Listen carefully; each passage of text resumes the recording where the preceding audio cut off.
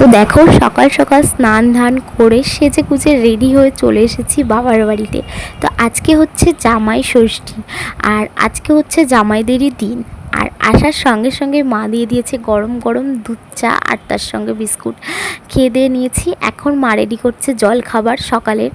তো আজকে করছে মা গরম গরম ফুলকো ফুলকো লুচি। আর আজকে আমার মায়ের রয়েছে উপোস, তার কারণ হচ্ছে আমাদের বাড়ির এখানে হচ্ছে গোবরাজ পুজো।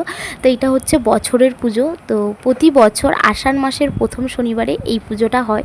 তো এবছর আজকের দিনে পড়েছে, তো এই জন্য মা করেছে উপোস। আর আমারও আজকে ষষ্ঠীর জন্য ভাত খাওয়া নেই, আমি ভাত বাদ দিয়ে আর নিরামিষ সব কিছুই খেতে পারবো।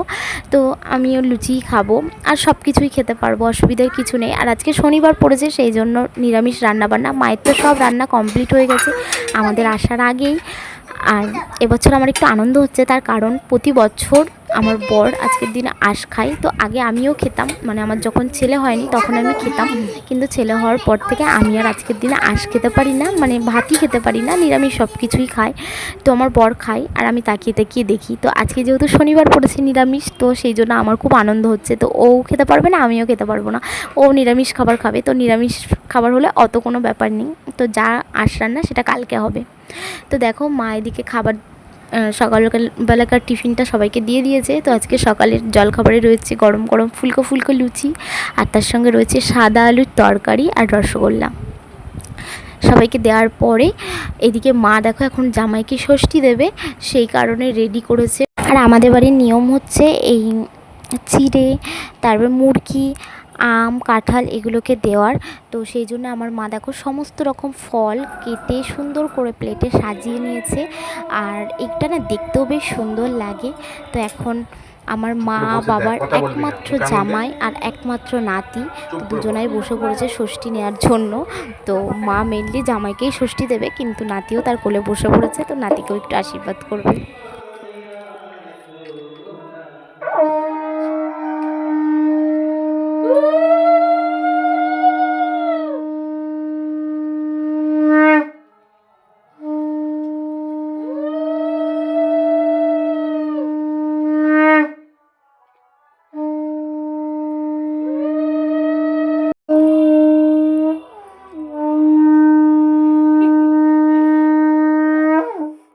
আমার ছেলে দেখো মুখে আঙুল দিয়ে চুপটি করে বসে বসে সব দেখছে। আগে তো ছোট ছিল, অত বুঝতো না, আর এখন একটু বড় হয়েছে, বুঝতে শিখেছে, সব কিছু বেশ এনজয় করছে।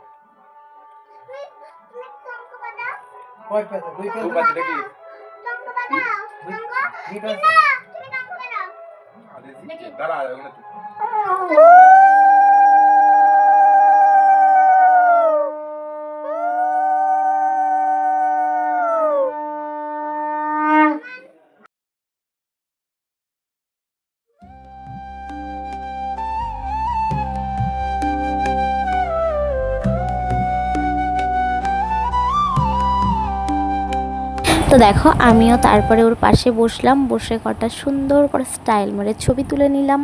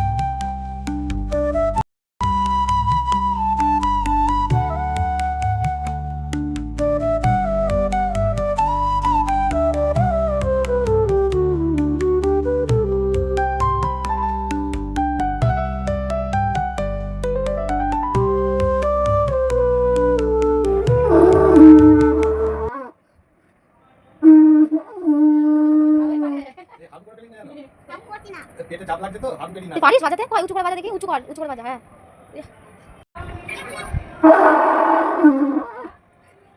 ওই নে চাকা চাকা ওই দিকটা তোর দিকে এবার বাজে আচ্ছা ওই আমার চুন কাটছে, এই যে এখানে টান টান করে না দেখে দে। এবার আর মা বাবাকে জামা কাপড় গিফট করিনি, তো এবার মা বাবাকে আমাদের পক্ষ থেকেই ট্রলি ব্যাগটা গিফট করেছি, যাতে তারা ঘুরতে যাওয়ার সময় এই ব্যাগটা নিয়ে যেতে পারে। আর মা বাবার পক্ষ থেকে আমাদেরকে দিয়ে দিয়েছে টাকা, যাতে আমরা আমাদের পছন্দ মতো গিফট কিনে নিতে পারি। তো তারপরে দেখো আমার ছেলেকে ঘুম পাড়িয়ে দিয়েছি দুপুরবেলাতে, আর এদিকে আমার দুটো মাসির মেয়ে মানে আমার বোন আর এদিকে দিদা এসেছে, তো বসে সবাই মিলে গল্প করছিলাম। আর আমার বোন আমার জন্য নিজে টাকা জমিয়ে একটা সুন্দর ক্লিপ কিনে নিয়ে এসেছে, আর ক্লিপটা আমার ভীষণ পছন্দ হয়েছে, খুব সুন্দর দেখতে। তারপর আজকে তো আমার ভাত খাওয়া নেই, মা সবাইকে খেতে দিয়ে দিল। খাওয়া দাওয়ার পরে আমরা রেডি হয়ে চলে আসলাম আমাদের বাড়ির এখানে যে পুজো হচ্ছে সেখানে। আসার পর অনেক দিন পর সবার সঙ্গে দেখা হয়ে কথা হয়ে খুব ভালো লাগলো। এইভাবেই দিনটা কাটে।